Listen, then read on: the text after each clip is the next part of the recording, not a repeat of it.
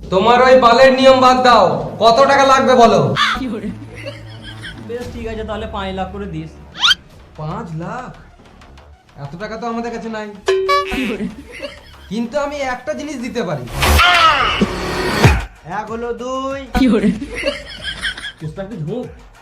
पुष्पा पुष्पराज, मैं झुकेगा नहीं साला।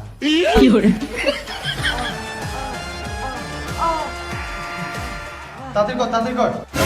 এই মারা তুই তো মারলি, আর কবার মারবি? একবারই কি মন ভরে? এ তাড়াতাড়ি কর, আবার লুবো।